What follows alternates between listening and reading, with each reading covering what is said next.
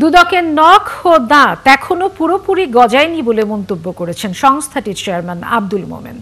মঙ্গলবার প্রতিষ্ঠা বার্ষিকীর মত বিনিময় সভায় তিনি হুঁশিয়ারি দেন, আগামী দিনে তাদের কাজে কেউ চাপ সৃষ্টি করলে তাদের নাম প্রকাশ করা হবে।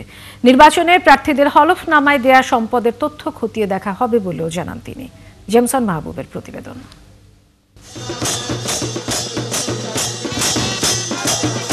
নির্বাচনের ট্রেনে দেশ, অনেক দল এরই মধ্যে প্রার্থী তালিকাও প্রকাশ করেছে।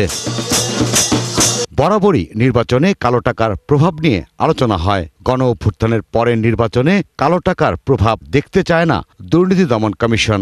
এমন যদি হতো যে যারা নির্বাচনে দাঁড়াবেন, সরকার যদি একটা ঘোষণা দিত যে এটা দুর্নীতি দমন কমিশনে তাদের সম্পদ আগে দাখিল করতে হবে, আমরা এটা নিয়ে একটা টাস্ক ফোর্স গঠন করতাম। আমরা তো নিশ্চয়ই সবগুলি পরীক্ষা করার দরকার নেই, এদেশের সকল লোকই দুর্নীতিগ্রস্ত না। আমাদের যেগুলিতে বড় বড় সন্দেহ হতো, সেই সন্দেহের কাজগুলি আমরা আগে পরীক্ষা করে আমরা হয়তো নির্বাচন কমিশনকে বলতে পারতাম যে এগুলিতে আমাদের সন্দেহ আছে, এগুলিতে আরও পরীক্ষা নিরীক্ষা করা দরকার। দুদকের ২১তম প্রতিষ্ঠা বার্ষিকী নিয়ে সাংবাদিকদের সাথে এই মতবিনিময়। গণ অভ্যুত্থানের পর দায়িত্ব নেওয়া বর্তমান কমিশন এ পর্যন্ত ২৬,০০০ কোটি টাকা সম্পদ জব্দ করেছে বলে জানানো হয়। এখন পর্যন্ত দুদকে অভিযোগ এসেছে ১১,৬৩০টি।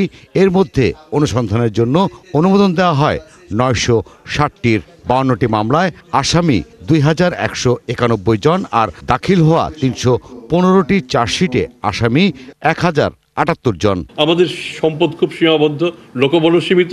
এমন পরিসংখ্যান তুলে ধরার পর দুদক চেয়ারম্যানের কাছে প্রশ্ন ছিল, নখ দন্তহীন হিসেবে পরিচিত কমিশন এখন কতটা শক্তিশালী?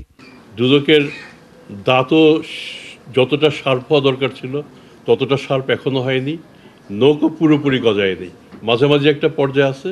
আমরা আশা করি সবার সহায়তায় দন্ত সর্বস্ব এবং নখ সর্বস্ব প্রকৃত একটি ভালো প্রতিষ্ঠানে পরিণত হবে। ১।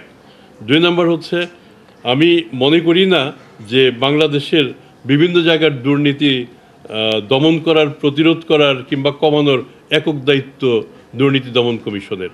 এ সময় তিনি জানান, কাজ করতে এখন কোনো চাপ অনুভব করছেন না, তবে কেউ এমনটা করলে তাদের নাম প্রকাশ করার হুঁশিয়ারি দেন দুদক চেয়ারম্যান। যারা দুদকে অন্যায়ভাবে চাপ প্রয়োগ করেন, আমরা তাদের নামও প্রকাশ করে দেব। জেমসন মাহবুব, ৭১, ঢাকা।